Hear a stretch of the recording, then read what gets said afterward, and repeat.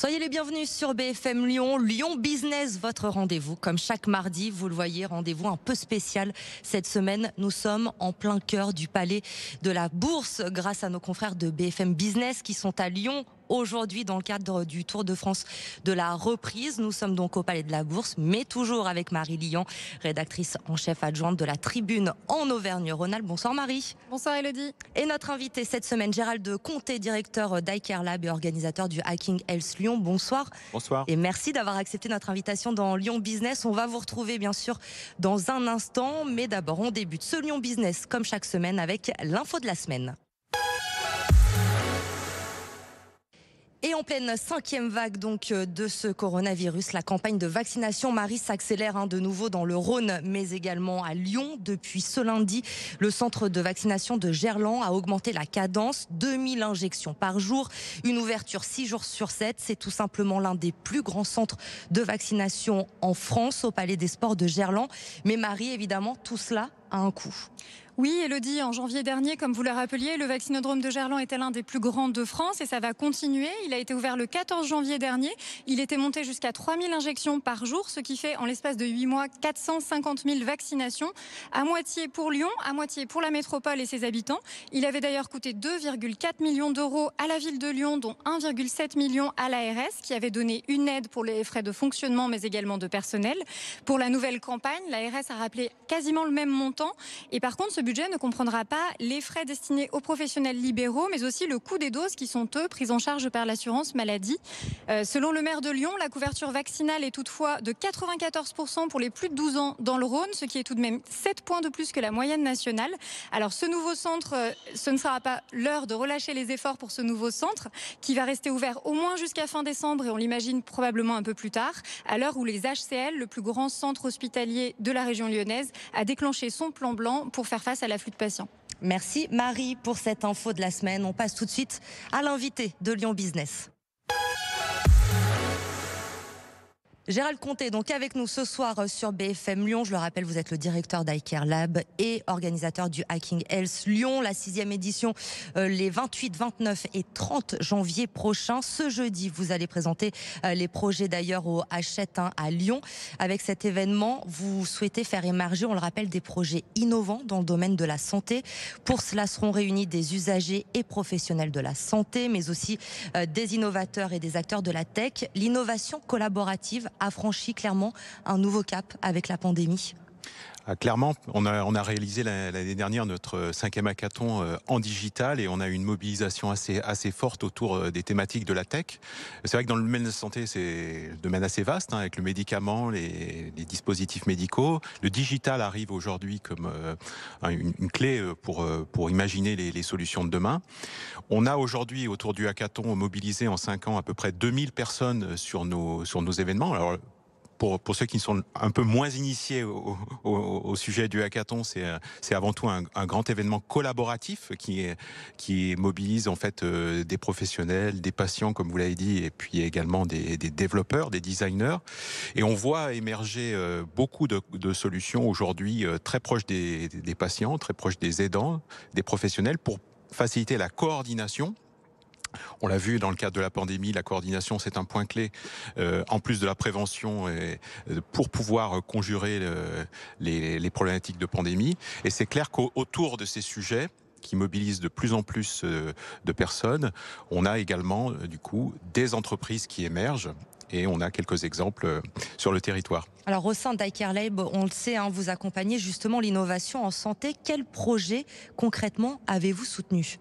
Alors le premier projet qu'on a vu arriver dans le hackathon, c'est un projet qui est assez connu aujourd'hui, qui s'appelle Joe, qui est porté par la société Ludocare. En fait, c'est un petit robot qui assiste en fait les patients, les jeunes patients asthmatiques, à faciliter l'observance thérapeutique de leur traitement.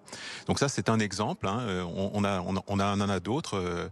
On a un projet également qui a émergé dans le champ des urgences, qui est expérimenté aux Hospices civils de Lyon, qui est en fait une tablette qui permet de faciliter en fait l'interrogatoire médical en urgence des patients qui ne parlent pas le français, qui parlent des langues quelquefois un petit peu complexes à comprendre pour les médecins. Et donc cet outil qui mobilise en fait une iconographie spécifique, facilite les premiers pas du diagnostic médical. L'an dernier, vous rappeliez aussi que le corollaire de l'innovation, c'est la contrainte. Aujourd'hui, quelques vagues plus tard, avec peut-être un petit peu moins d'urgence, qu'est-ce qu'on a appris de cette période? Qu'est-ce qui reste un petit peu dans notre politique d'innovation? Alors en effet, l'une des conditions pour innover, c'est d'être contraint, et c'est pour ça d'ailleurs qu'on remet les équipes dans des phases un petit peu contraintes à travers ce challenge de 48 heures. Qu'est-ce qu'on a appris? Je pense qu'on a surtout appris que les professionnels de santé, les médecins, les soignants et l'ensemble du corps médical a trouvé des solutions, je dirais, un petit peu comme on le fait dans le cadre d'un hackathon, c'est-à-dire sur le terrain, très rapidement. On s'est mobilisé, on a mobilisé tous nos efforts, on a mobilisé des équipes pluridisciplinaires, et surtout les problématiques, les professionnels étaient confrontés aux problématiques directement sur le terrain, donc ils ont dû innover, ils ont dû trouver des solutions pour permettre de faciliter l'organisation des urgences, qui a été un point clé. Et puis après, il y a eu une mobilisation également de l'ensemble des acteurs de la chaîne de valeur, en particulier les entreprises qui fabriquent des solutions digitales. Alors bien sûr, il y a des gens qui fabriquent des entreprises du médicament et des vaccins, mais dans l'urgence, si vous pensez au premier stade de la crise, ça a été essentiellement des problématiques d'organisation et de coordination, de télémédecine également. Alors aujourd'hui, le gouvernement a pour ambition clairement de faire de la France le leader mondial de la santé numérique, avec la création notamment de Paris Santé Campus. Le numérique est devenu aujourd'hui l'enjeu majeur de la santé. Bien oui, parce que au final, on s'aperçoit que il y a encore beaucoup de création, beaucoup d'innovation à apporter par le numérique. On s'aperçoit aussi que les secteurs traditionnels de la santé, le médicament, le dispositif médical, bénéficient aujourd'hui de l'apport du numérique. Pour un exemple, par exemple dans le domaine de l'imagerie, mieux évaluer, je dirais identifier des éléments sur une radiologie, ça nécessite quelquefois maintenant de l'intelligence artificielle pour capitaliser sur les connaissances qui sont disponibles. Et le gouvernement, en effet, à travers Accélérer ma santé numérique, mobilise un financement conséquent. Alors sur le champ des projets, mais c'est aussi sur le champ de la formation, parce que il n'est pas le tout de concevoir des solutions numériques. Il faut qu'elles soient les gens se les approprient, en particulier le corps médical et les patients. Et puis après, on facilite également les expérimentations, parce que c'est ce qui est également important dans cette filière. On va justement parler de décloisonnement. Vous militiez pour un décloisonnement de différents univers, notamment la prévention, le sanitaire, le médico-social, au bénéfice du parcours de santé du patient toujours. Est-ce qu'il y a vraiment beaucoup de choses à faire encore? Cette pandémie a aussi montré certaines pistes d'amélioration à ce sujet-là. Oui, tout à fait. C'est vrai que on essaye dans iCare Lab d'avoir une vision un peu globale de la santé. Et c'est vrai que les silos en santé, ça existe. L'hôpital, quelquefois, crée un petit peu ces silos. Et l'idée aujourd'hui, c'est d'avoir plutôt un continuum. C'est-à-dire que la capacité d'aller épauler le patient, je dirais, dès le domicile, dans une séquence par exemple chirurgicale, et on prépare maintenant de plus en plus le patient grâce à des outils du numérique. Et puis on essaye de faire la continuité des soins après la séquence médicale et chirurgicale. On l'a vu dans le cadre de la crise Covid, le suivi des patients des Covid longs, ou alors le retour à domicile, est un élément clé. Et en effet, aujourd'hui, on parle d'une santé globale avant tout, One Health, comme l'indiquent les spécialistes. Dans les objectifs santé, on a aussi eu les plans France Relance, France 2030, qui parlent des objectifs et des métiers d'avenir, secteurs d'avenir dans le domaine de la santé. Est-ce que c'est une chance aussi pour notre écosystème en Auvergne-Rhône-Alpes? On sait qu'on est très fort, entre guillemets, sur les thématiques de la santé, très présent, avec une économie très diversifiée. Oui, tout à fait. En fait, le numérique vient drainer beaucoup de nouveaux métiers. On parlait des métiers autour du digital, des data scientists, mais aussi des métiers qui sont liés à ces métiers, à la convergence en fait entre une spécialité qui était historiquement traditionnelle, un petit peu traditionnelle en matière de médicaments, et maintenant des compétences nouvelles qui sont disponibles sur le territoire. Impact économique, peut-être juste pour conclure aussi sur ces plans-là, en impact économique. Alors en impact économique, en effet, on a aujourd'hui des belles levées de fonds sur le territoire, en particulier dans le champ de la chirurgie assistée par ordinateur, sur la filière qui est plutôt implantée à Grenoble, donc avec eCentral le robotics.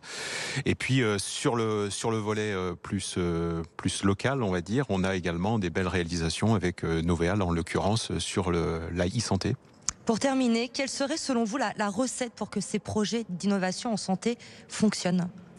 La recette, c'est qu'il faut aller très rapidement sur le terrain, il faut être au contact des usagers, et c'est dans ce cadre-là qu'on essaye d'avancer avec iCare Lab, et il faut surtout identifier les vraies problématiques, les vrais problèmes de terrain. C'est ce qu'on a vu à travers la crise, les gens se sont mobilisés sur des sujets et ont trouvé des solutions. C'est ce qu'on essaye de faire à travers Hacking Health, à travers Hacking Health Lyon, d'aller au plus près du terrain, au plus près de l'innovation, parce qu'on dit toujours qu'il n'y a pas d'innovation s'il n'y a pas de vrais problèmes qui ont été identifiés sur le terrain. Merci beaucoup Gérald Comté d'avoir été avec nous. On rendez-vous pour la 6e édition, donc 28, 29 et 30 janvier prochain. Marie, merci de m'avoir accompagné pour ce nouveau Lyon Business. On se retrouve bien sûr mardi prochain sur BFM Lyon, de retour dans nos studios. Merci encore à BFM Business de nous avoir prêté ce beau plateau au cœur du Palais de la Bourse aujourd'hui pour réaliser ce Lyon Business. Vous restez avec nous, bien sûr, l'info se poursuit sur BFM Lyon. Passez une très bonne soirée.